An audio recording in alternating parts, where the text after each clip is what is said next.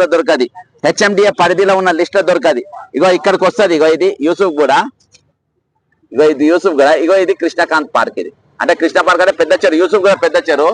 ఇప్పుడు దాంట్లో Krishna park Kanth park కట్టిండ్రు. ఇది కట్టింది ఎవరు అంటే చంద్రబాబు నాయుడు పీరియడ్ లా కట్టిండ్రు. దీని వెనక పోతే దీని చరిత్ర నేను వేరే చెప్తా, ఎవరెవరు ఇల్లు ఉన్నాయనేది చెప్తా. ఇది పెద్ద చెరువు. ఇప్పుడు ఈ చెరువు ఇలా కనిపించాలి కదా. ఇగో ఇక్కడ హుసేన్ సాగర్ ఉంది.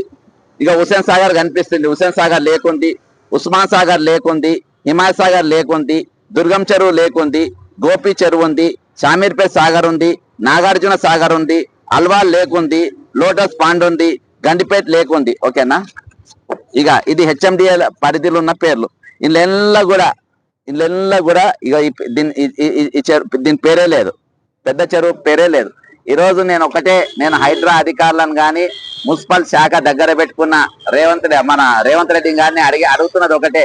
ఈ రోజు ఈ చెరువు మీరు హైడ్రా స్టార్ట్ చేసింది కదా, హైడ్రా స్టార్ట్ చేసినప్పుడు మరి అన్ని చెరువుల లిస్ట్ ఎందుకు లేకుండే? ఇందులో సున్నం చెరువు ఉంది, ఇక్కడికి వచ్చే సున్నం చెరువు ఉంది, ఇంకా దీని చుట్టూ గుల్లగొట్టిన ఇందులో ఉన్న ఇది దాదాపు 100 సంవత్సరాల కింద మ్యాప్.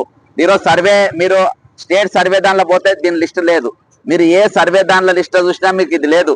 ఈ మ్యాప్ దాదాపు ఒక 2 నెలలకెళ్ళిన కష్టపడితే నాకు ఇది ఒరిజినల్ మ్యాప్ దొరికింది. 100 సంవత్సరాల కింద ఉన్న మ్యాప్ లేటెస్ట్ గా తీసుకోవడం జరిగింది. ఇందులో ఈ చెరువు ఎందుకు గాయబైపోయింది? దీని వెనుక ఉన్న ఇండ్లెవరి?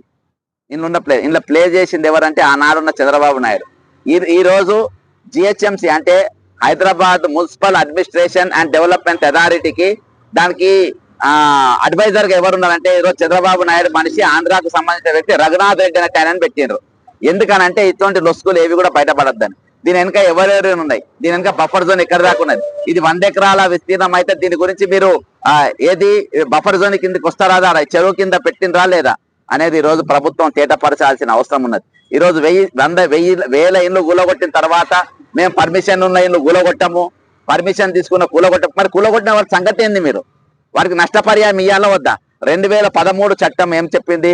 ఇప్పుడు ఇండ్లు పోయిన వాళ్ళకి ఇల్లు, జాగా పోయినానికి జాగా, గుడిపోతే గుడి, బడిపోతే బడి. అది ఇంప్లిమెంట్ చేయకుండా మీరు ఏ విధంగా కూలగొడుతున్నారు? అది ఫ్రేమ్ చేసింది 2000 చట్టం తీసుకొని వచ్చింది ఆ రోజు మన్మోహన్ సింగ్ ప్రభుత్వం తీసుకొని వచ్చింది. కాంగ్రెస్ పార్టీ అధికారంలో ఉన్నప్పుడు యూపీఏ సర్కార్ తీసుకొని వచ్చింది ఆ చట్టం. ఆ చట్టాన్ని ఇంప్లిమెంట్ చేయకుండా మీరు ఈ రోజు దహాడే దాదాపు 1000 మంది ఈ రోజు నిరాశ్రయాలను చేసింది. ఈరోజు ప్రభుత్వం వాళ్ళందరూ కూడా కంపన్సేషన్ ఇవ్వాల్సిన అవసరం ఉన్నది, వాళ్ళందరూ కూడా నష్టపరిహారం ఇవ్వాల్సిన అవసరం ఉన్నది. ఈ రోజు ఈ లిస్టులలో మీరు ఈ చెరువులను గాయబ్ చేయాల్సిన అవసరం ఏమున్నది?